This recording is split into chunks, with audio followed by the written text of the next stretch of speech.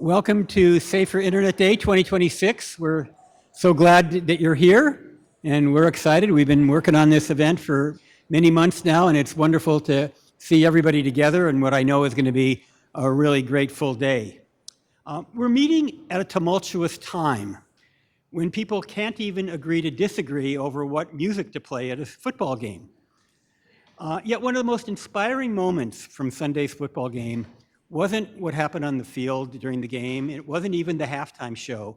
It was after the game when the losing coach reached out and shook the hand of the winning coach and congratulated him, and when players from the opposing teams hugged each other, proving once again that love is more powerful than hate and that we have more that unites us than what divides us. So it was an inspirational moment and something I think we all need to think about in all aspects of life, including our political life. Today's Connect Safely Internet Day, we're bringing together players on a different kind of field, not to compete, but to collaborate and have conversations and to learn from each other. We have people from companies that together reach billions of people around the world, more than the combined population of the world's largest companies. But we'll also hear from elected officials and leaders from advocacy organizations who at times may criticize these companies or push for laws that regulate them.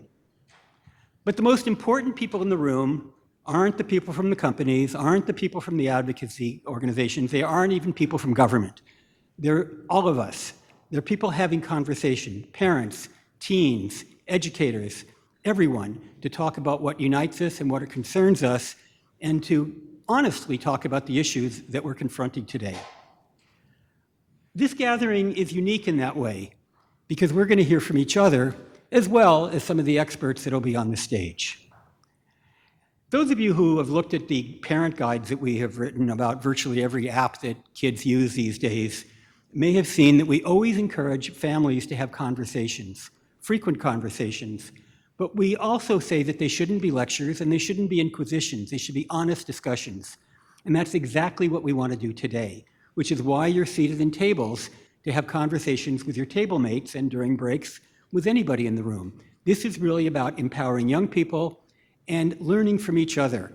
I love the fact, and I know from last year, we had teenagers and elected officials sitting at the table with executives from tech companies having honest conversations. And that's what today is all about. We're also going to be hearing a lot about research. Later, Carrie Gallagher, our education director, is going to be conducting some research-oriented exercises. But as a former academic researcher, I think a lot of this about this subject. And I think it's important that we understand, first of all, that any data that comes out which talks about risks are real. Everything has a risk. Walking has a risk. Drinking water has a risk. Cooking has a risk. Driving, sports, you name it, has a risk. What we're about is figuring out how to manage that risk. We can't eliminate them. I wish we could live in a world where we were 100% safe, but even bubble wrapping people can cause a risk. So we need to figure out how to manage risk, and that's really what Connect Safely is all about, helping people to manage risks, advising companies on how they can reduce risk, and empowering everyone to, one, not only learn about the technology, but weigh in about the technology, which again, is why we feel very strongly about having an open conversation with everyone, including young people. We also, when we look at research, we have to realize that research sometimes talks about issues that are severe and sometimes talks about issues that are prevalent. And there is a difference between severity and prevalence. They're both important. If you walk into a pediatrician's office and she tells you that your child has a cold, that's important. You need to do something. And she may tell you to wash their hands and to make sure you have a car seat and you do all the things to protect them. They're not going to start the conversation by talking about childhood leukemia. Yet, that is a risk. That happens. And we need to be sensitive to the fact that there are some annoying, sometimes damaging, sometimes very disturbing things that happen to a lot of people, and tragic things that happen to some people. But understand that just because tragic things happen to some people doesn't mean that the rest of us have to avoid taking all risks. But it does mean we need to manage those risks. We need to try to mitigate and, to the extent possible, avoid those annoyances and difficulties that are inevitable. And of course, try to avoid the severe risks.